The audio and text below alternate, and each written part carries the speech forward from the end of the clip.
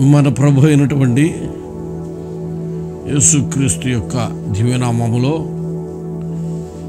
ఈ శ్రేష్టమైనటువంటి మరో దినాన్ని ప్రభు తన కృప ద్వారా మనకు అనుగ్రహించి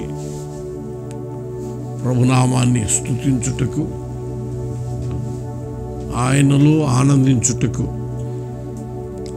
ఆయన శ్రేష్టమైన వాక్యాన్ని ధ్యానించుటకు ప్రభు మనకు అనుగ్రహించినటువంటి శ్రేష్టమైన సమయమును బట్టి దేవాది దేవునికే స్తుతి, మహిమ, ఘనత, ప్రభావములు కలుగునుగాక. మనము దైవ వాక్యాన్ని ధ్యానం చేస్తూ ఉంటే ప్రియమైనటువంటి వారలారా, దేవుని పరిశుద్ధ లేఖనాలను మనం ధ్యానం చేస్తూ ఉంటే ఆదికాండము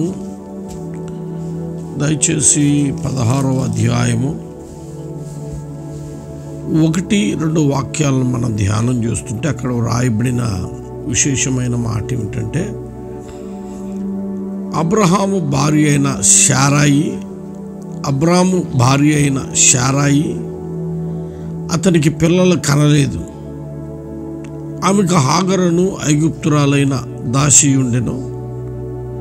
కాగా శారాయి, ఇదిగో నేను పిల్లలు కనకుండా యెహోవా చేసి ఉన్నాడు. పిల్లరా,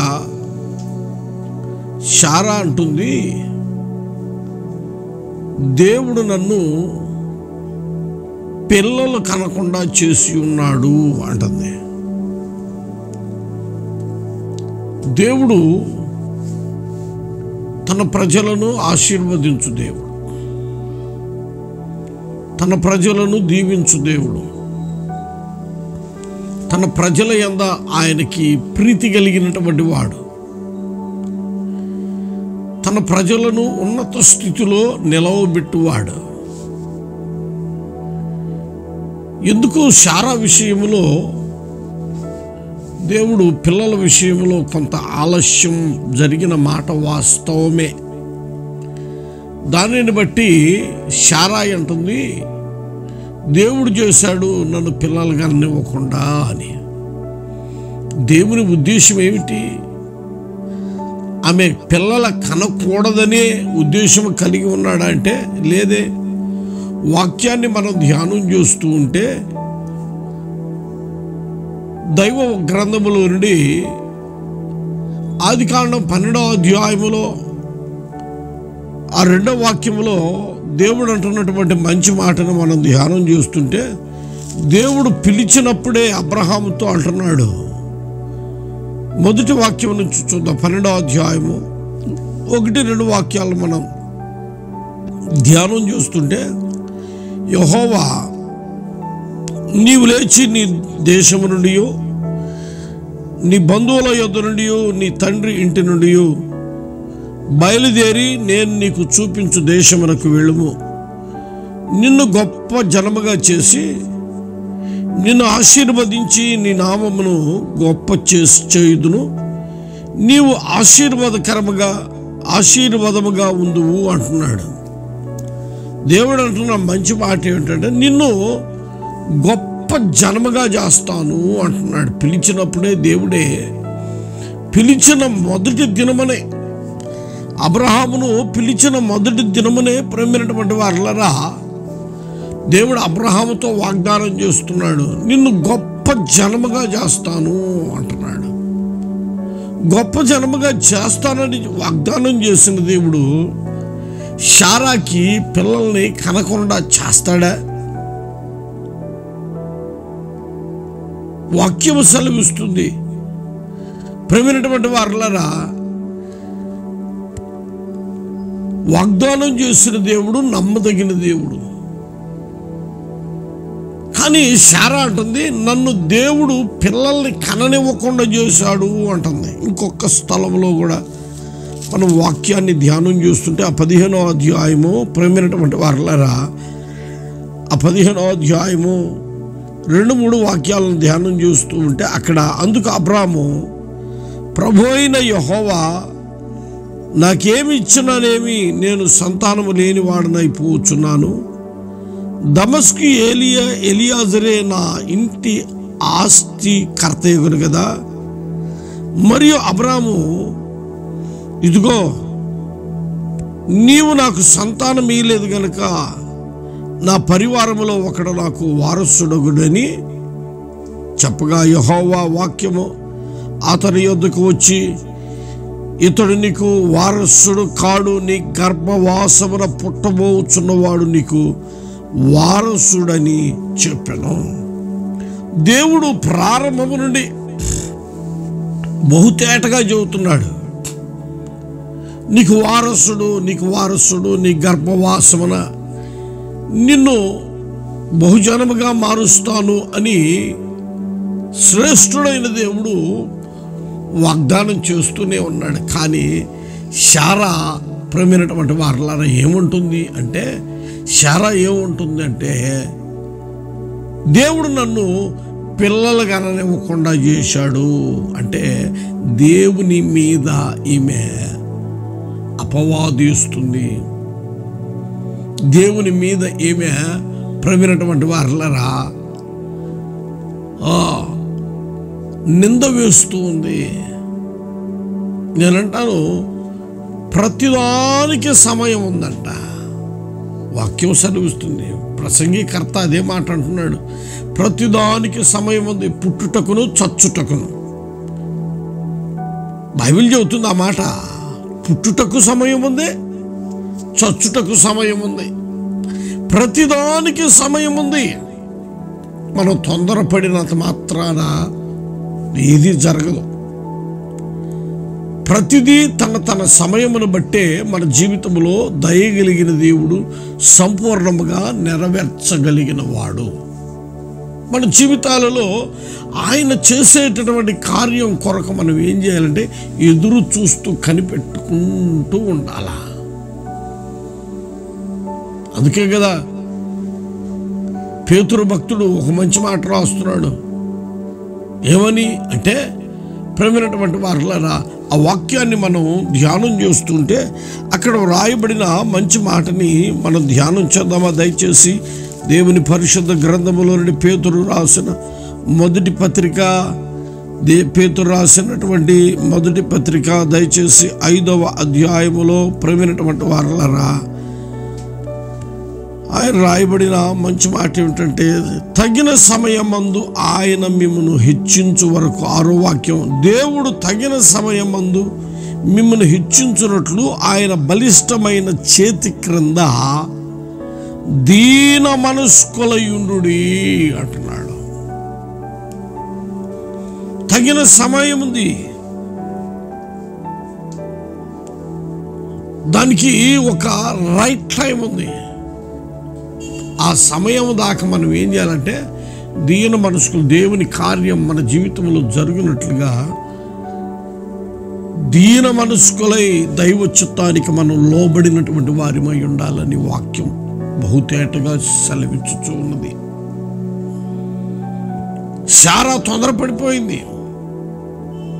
తొందరపడిపోవటం వలన నేనంటాను బహు అనర్థాలు జరుగుతాయి. శారా తొందరపడిపోయి ఐగుప్తురాలైనటువంటి తన దాసిని తీసుకుని వచ్చి అబ్రహామునకు వివాహం చేసింది. ఏం జరిగింది? శారా వలన ఇస్సాకు తర్వాత కాలంలో పుడితే హాగరు వలన ఇస్మాయిల్ అనేవాడు పుట్టాడు. ఇస్మాయిల్ అనేవాడు ఎవడు అంటే అడవి గాడిద లాంటి వాడంట. వాక్యం సెలవిస్తుంది, నేను కాదు. అందుకే ఈరోజు ప్రేమైనటువంటి వారలారా, ఇశ్రాయేలీల వారికి మరి చూస్తున్నటువంటి ఇస్మాయేలీలకి ఎప్పుడు యుద్ధమే, ఎప్పుడు విరోధమే. అది ఇప్పుడు ప్రారంభమైంది కాదు. ఇస్సాకు ఇస్మాయిల్ చిన్నప్పటి నుంచే వారిద్దరికి వైరం స్టార్ట్ అయిపోయింది. అందుకే ఇప్పుడు కూడా ఆ వైరం అనేది అంతే కంటిన్యూగా జరుగుతూనే ఉంది. ఇశ్రాయేలీయుల వారికి, ఇరాను వారికి, ఇశ్రాయేలీయుల వారికి, మరి అదేవిధంగా ప్రమైనటువంటి వారి పక్కనే ఉన్న సిరియా వారికి, లెబనోను వారికి, అట్లాగనే ఉన్నటువంటి జోర్డాన్ పరిసర ప్రాంతాల్లో ఉన్నటువంటి ప్రమైనటువంటి వారికి ఎందుకు ఎప్పుడు యుద్ధం? ఎందుకంటే అదిగో అప్పుడు శారా చేసినటువంటి పెద్ద పొరపాటు. దేవుడు వాగ్దానం చేశాడు, ఆయన నమ్మదగిన దేవుడని దేవుని సన్నిధిలో కనిపెట్టుకొని ఉంటే మహిమ కలిగిన దేవుని శ్రేష్టమైన కార్యాలు దాని సమయములలో జరుగుతాయి. తొందరపాటు మన జీవితాల్లో కూడా దేవుడు వాగ్దానం చేసినటువంటి వాగ్దాన విషయంలో మనము కూడా పలుమార్లు తొందరపాటుగా మాట్లాడుతూ ఉంటాం, తొందరపాటుగా నిర్ణయాలు తీసుకుంటాం, తొందరపాటుగా మన భక్తిని నడిపించుకుంటూ ఉంటాం. వాక్యం సెలవిస్తుంది, తగిన సమయమందు ఆయన మిమ్మును హెచ్చించున్నట్లు ఏం చేయాలంట? ఆయన బలిష్టమైన చేతి క్రింద దీన మనస్కులమై ఉండాలి. ఎప్పుడైతే ఈ అనుభవాన్ని మన జీవితాల్లో నేర్చుకుంటామో దాని సమయముల ప్రకారం మహిమ కలిగిన దేవుడు మన జీవితాల్లో గొప్ప కార్యాలు చేస్తాడు. ఆ తగిన సమయము కొరకు మనం ఏం చేయాలంటే ఎదురు చూడాలా. వాక్యం అదే కదా సెలవిస్తుంది. శారా విశ్వసించాల దేవుని మాటను, దేవుని వాక్యానికి లోబడినట్లుగా జీవించాల. నా దేవుడు వాగ్దానం చేశాడు, నమ్మదగిన దేవుడు, ఒకరోజు నా జీవితంలో ఆయన కార్యం నెరవేర్చబడుతుందని ఆమె ఓపికతో ఉన్నట్లయితే దయాళుడైన దేవుడు ఆమె జీవితంలో గొప్ప కార్యం చేసేవాడే. కానీ తొందరపాటు చర్య వలన ఏం జరిగింది? తన దాసి అయినటువంటి హాగర్నిచ్చి అబ్రహాంతో వివాహం చేసింది. మీరంటాను, మన ఆలోచనలు కట్టిపెట్టి ప్రభు చిత్తానికి పరిపూర్ణముగా మనం లోబడుదుముగాక. ఎందుకంటే ప్రేమైనటువంటి వారలారా, మన ఆవేశపూరితమైనటువంటి సంగతులు, మన ఆవేశపూరితమైనటువంటి ఆలోచనలు ఎంత మాత్రమో ప్రేమైనటువంటి వారల దేవుని కార్యానికి నెరవేర్చదు. అందుకే బైబిల్ చెబుతుంది, మన జీవితాలలో తగిన సమయమందు, ఆ సమయం వచ్చేంత వరకు మనం ఏం చేయాలంటే దీన మనస్కులమై ఉండాలి. ఇంకా మనం చూస్తూ ఉంటే, వాక్యాన్ని మనం ధ్యానం చేస్తుంటే ఎలిజబెత్, జకర్యా చాలా భయభక్తులు కలిగినటువంటి వారు, దేవుని ఆజ్ఞ ప్రకారం నడిచేటటువంటి వారు, ప్రార్థనా పరులైనటువంటి వారు, ఇన్ని కార్యాలు చేస్తున్నటువంటి వారి జీవితాలలో పిల్లలు లేరు. ఇద్దరు ముసలోళ్ళు అయిపోయారు. ఒకరోజు జకర్యా యాజక ధర్మం చేయవలసిన వాడు గనక దేవుని మందిరంలోనికి వెళ్ళి దేవుని మందిరంలో ఉన్నటువంటి ధూపవేదిక దగ్గర తన యొక్క తరగతి చొప్పున యాజక ధర్మం చేస్తూ ఉండగా, మనందరికీ బాగా తెలుసు, దేవదూత వచ్చి ప్రవీణటువంటి వారలారా, నీకు ఒక మంచి మగ పిల్లాడు పడతాడు, అతనికి యోహాను అని పేరు పెట్టు, అతడు పరిశుద్ధుడు, నీతిమంతుడు, యోగ్యుడు, తండ్రుల హృదయములు పిల్లల హృదయములు తండ్రుల తట్టు తిప్పగలిగిన వాడు అని ప్రవీణటువంటి వారలా చాలా సంగతులు చెబుతూ ఉంటే, విశ్వసించవలసిన వాడు విశ్వసించకుండా ఏమన్నాడు? ఇది ఎలాగ జరుగును? ఇది ఎట్లాగ జరిగింది? మేమిద్దరం ముసలోళ్ళం కదా. ఎవరిలో ప్రార్థన చేసేటటువంటి వారు, ప్రార్థన లేని వాళ్ళు కాదు, ప్రార్థన ఆత్మచేత నింపబడిన వారు, దైవ చిత్తానికి లోబడినటువంటి వారే. కానీ ఈయన అంటున్నాడు, ఇది ఎలాగ జరుగును? వెంటనే దేవదూత అంటున్నాడు, ఆయా సంగతులు ఆయా కాలములలో జరిగినట్లుగా జరిగేంత వరకు నీవు మాట్లాడుకుందువుగాక అన్నాడు. పిల్లరా, దేవుని కార్యం మన జీవితంలో జరగాలని దేవుడు నిశ్చయించినప్పుడు ఆయన శ్రేష్టమైనటువంటి సంగతులతో మనం నింపబడినట్లుగా ప్రభు యొక్క ఆలోచన ప్రకారముగా మన ఆత్మీయ జీవితాలు నడిపించబడాలి. అంతేగాని దేవుడు వాగ్దానం చేసినటువంటి ఆ వాగ్దానాలని పరిపూర్ణంగా విశ్వసించలేని కారణం చేత ప్రియమైనటువంటి వారులారా, ఆయా వ్యక్తులు వారి జీవితాలలో మరి ఆత్మీయ ఫలాలను పొందుకోలేకపోయారు. ఈరోజు కూడా మన ఆత్మీయ జీవితంలో ఎందుకు దేవుని చేత దర్శించబడిన వారిపై, దేవుని వాగ్దానం కలిగినటువంటి వారిపై అయినప్పటికీ దేవుని సన్నిధిలో ఆ వాగ్దానము ఆ ఫలాన్ని మనం ఎందుకు పొందుకోలేకపోతున్నామంటే అవిశ్వాసం వల్ల వారిలో కొందరు ప్రమైనటువంటి వారులరా అరణ్యములో రాలిపోయారు అని వాక్యంలో చాలా స్పష్టంగా రాయబడింది.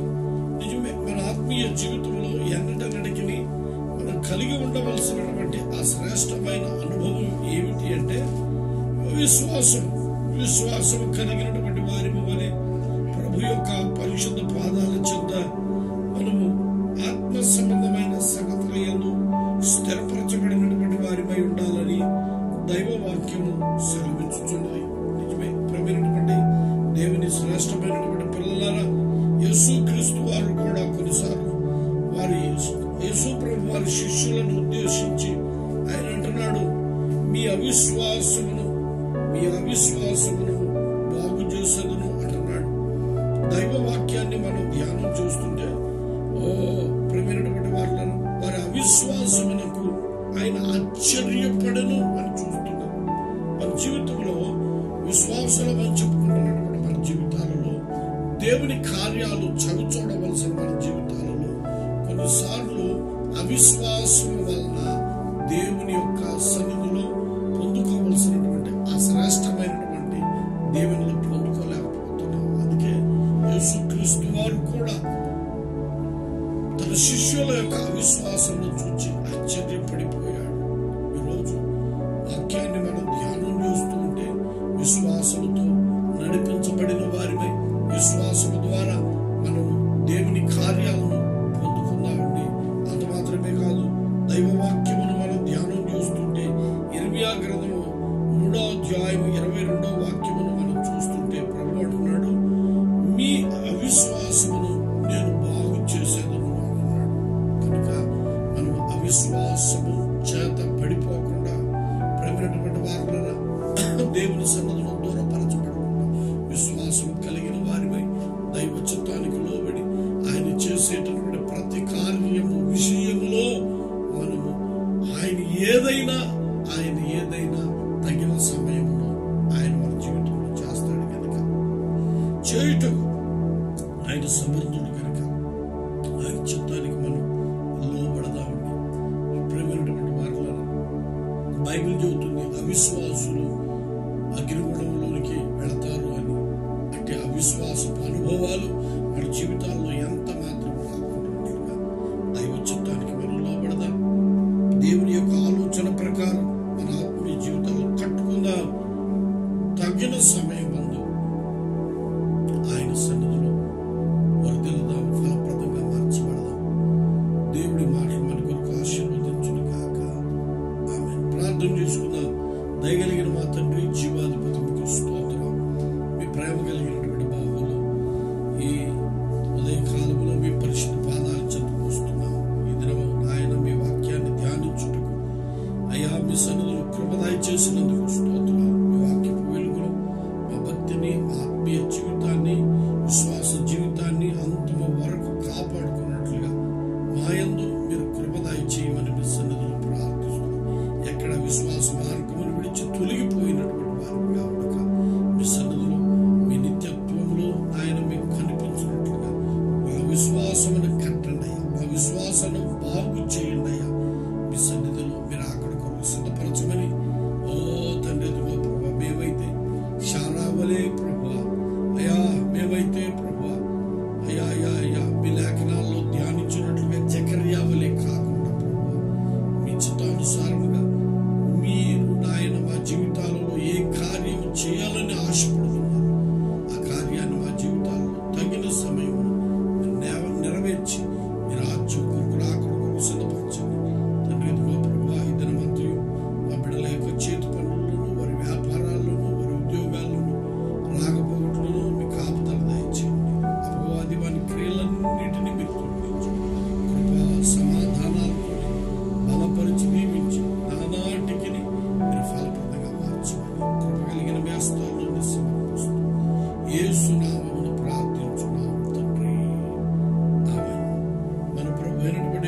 యేసుక్రీస్తు వారి కృప, తండ్రి అయిన దేవుని ప్రేమ, పరిశుద్ధాత్మని యొక్క సహవాసం, సన్నిధితో సమాధానం ఆయన సన్నిధిలో చేరువచ్చిన మనందరికి సదాకాలము తోడై ఆయన కార్యముల కొరకు ఎదురు చూచున్నట్టు అటు విశ్వాసం